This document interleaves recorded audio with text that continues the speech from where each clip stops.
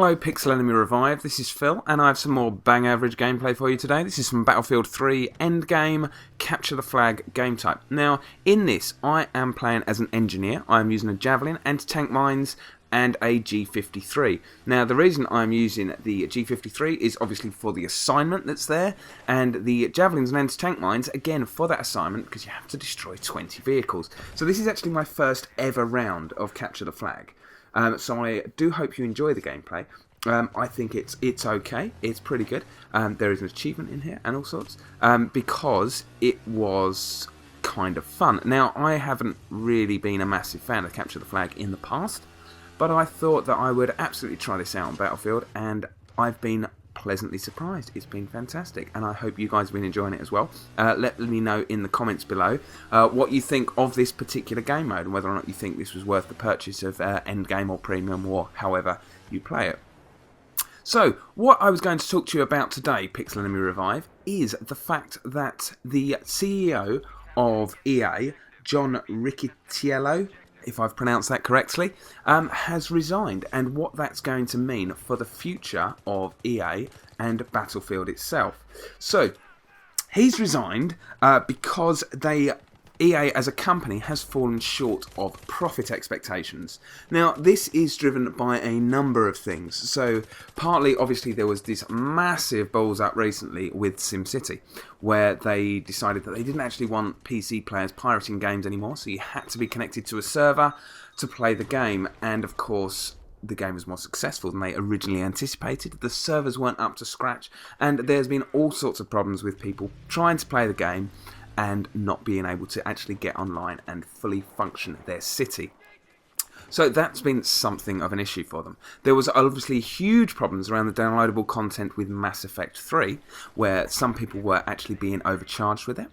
And although I am not a PC player, I have heard of the issues that surround the Origin digital download service, particularly when it's compared to the Steam service, which apparently is a lot smoother and a lot easier to use.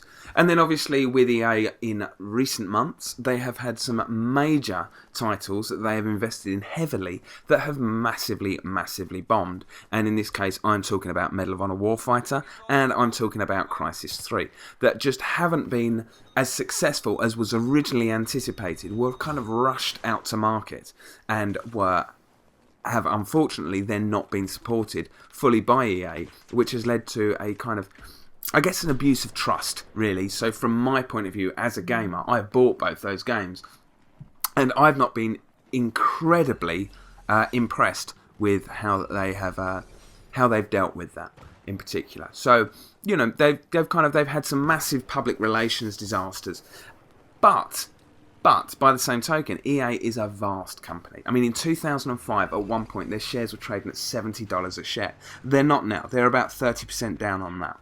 But it's a huge company. It has a massive pull on the industry as a whole. Between EA and Activision, they have the major AAA first-person shooter titles. EA as well holds obviously all the rights to games like FIFA and a lot of other sports games, certainly the NHL games and the NBA, and that's kind of where EA, really kind of built their base in the first place. It was around the sports games originally, and also they have the Need for Speed franchise, which again they just seem to kind of pop one of those out every year, half a year, and they're quality games. They're well supported, they're very successful, and they do very well with it. So I guess with this, now that we've had the final DLC for Battlefield 3, what does that kind of entail for Battlefield 4? Because with this CEO going, obviously, ultimately DICE is still the same. The major publisher is still the same. EA is still going to be producing the game, and so on and so forth. There is still going to be that same kind of level of commitment from the huge company to produce this enormous game. But how is it going to cope with a different CEO? Because ultimately, when you have a new head of a company, there is a difference in the corporate vision for that company as a whole, and it means that they're going to be looking at things in a different way, and they're going to be kind of pursuing a different way through it. So what does that mean?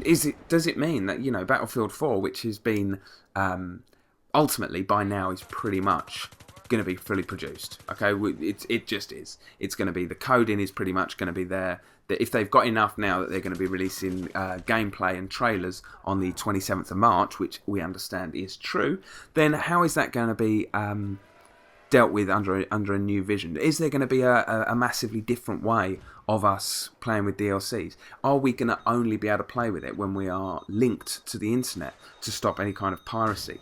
Is the origin system going to be kind of dealt with in a different way? Is battle log going to be much more involved with them? And that's kind of, this could be like a really exciting time for us as gamers. With a new CEO, with a new vision, they're obviously going to want to put their stamp on the market, and they're going to want to put their stamp on the company as a whole. And their biggest franchise to do that with is Battlefield. So this could be enormous. This could mean that we're going to end up with the dinosaur mode that everyone's kind of wanted, which could hopefully, be something similar to like Onslaught and Bad Company 2, if anyone kind of remembers that. So we could end up with something very, very different to what we've been used to. And I don't mean the game itself, because the graphics and what have you, as I say, are probably pretty well locked in by now.